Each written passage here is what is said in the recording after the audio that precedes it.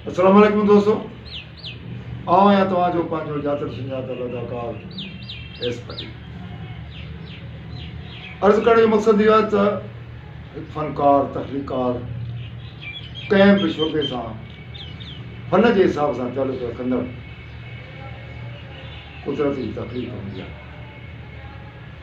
के ॻाइणा हूंदा आहिनि, के वाढा हूंदा आहिनि, के कुंभर हूंदा आहिनि, के वरी ॿुधंदड़ जे हिसाब सां सुरीला हूंदा आहिनि। उन्हनि मां आउं हिकु आहियां। मां बुनियादी तौर त मुंहिंजा वालदेन ॿुधण जे हद ताईं ॻाइण जे हिसाब सां तालुक़ रखंदा आहिनि। हींअर हिन वक़्तु में मुंहिंजे घर में फोनोग्राम मेड इन इंग्लैंड जेको चाबी ते हलंदो हो, अॻियां हिकिड़ो वॾो डोल रखियलु हूंदो। हींअर बि मुंहिंजे पंहिंजे घर में उताक में वॾा रिकॉर्ड जंहिंते टिकियूं टिकरियूं, ॻाढ़ियूं टिकरियूं, सायूं टिकरियूं, उन में पुराणनि ख़ान साहबनि जा कलाम मौजूदु आहिनि। जीअं मोहम्मद कासिम बाका साहब प्रोग्राम को कंदो पुराणनि फ़नकारनि जो, हींअर मुंहिंजे घर में उहे रिकॉर्ड रखियल आहिनि। मां नंढो हूंदुसि, मां इहे रिकॉर्ड मां ॿुधंदो हुउसि।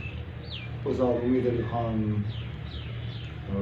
माई जुड़ी, सोना ख़ान बलोच, मुनारी, आशिक़ अली ख़ान, वॾा वॾा ॻाइणा, पोइ मां उन्हनि जूं काफ़ी मां ॿुधंदो हुउसि। मोहम्मद यूसुफ, ख़ुदा हुनखे जन्नत नसीब करे, ख़ुदा उन्हनि खे बि जन्नत नसीब करे जेके वॾा ख़ान साहब आहे, जिन खे वॾी राग जी ॼाण हुई। ऐं अलाए पोइ असांजे ॿोली, सिंधी ॿोली खां अलॻि तरह पंजाबी या उर्दू या कहिड़े बि ॿोली सां तालुक़ रखंदा हुजनि, उहो बि ॻाईंदा।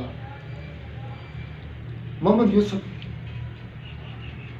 मां हिकिड़ो तव्हांखे हिन दौर ऐं अॻे दौर जे ॻाइण में मां तव्हांखे हिकिड़ो फ़र्क़ु थो ॿुधायां त अॻे कीअं ॻाइबो, मोहम्मद यूसुफ साहिबु कीअं ॻायो, या उस्ताद मज़हर अली ख़ान कीअं ॻायो, या सोना ख़ान बलोच कीअं ॻायो, माई जुमी कीअं ॻायो।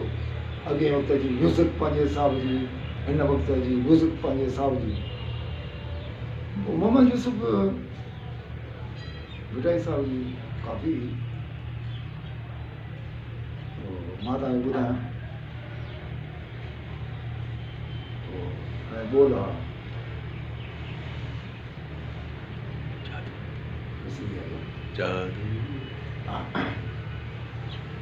तव्हांजी वरी महिरबानी, तव्हां मूंखे ॿोल यादि ॾियण, न त हींअर त मूंखे तमामु काफ़ी यादि अचियूं भुली थी वियूं।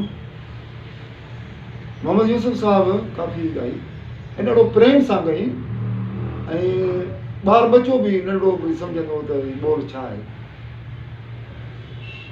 जादू लागन जी में, जादू लागन जी में, अधूरी भेनर अजोड़े यार, जादू लागन जी में, पखा पखन सामड़ा, पखा पखन सामड़ा, ओरे अची अॾवो यार, जादू लागन जी में।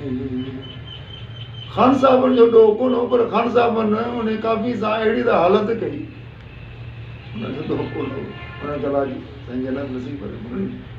ॻाइण ते उनजो वॾो हिकिड़ो कमांड हूंदो, ऐं उहो घणो करे गले जो ऐं पलटे जो इस्तेमालु घणो कंदा, उहो पंहिंजी कारीगरी ॾेखारींदा। ऐं बाक़ी असुलु ॻाइण त उहो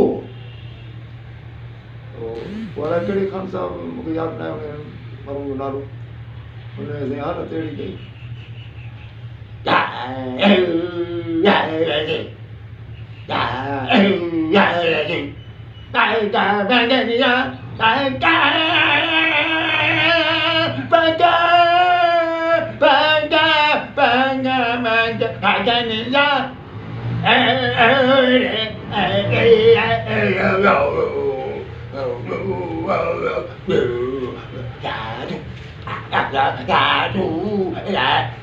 अरे काॾे यादू जी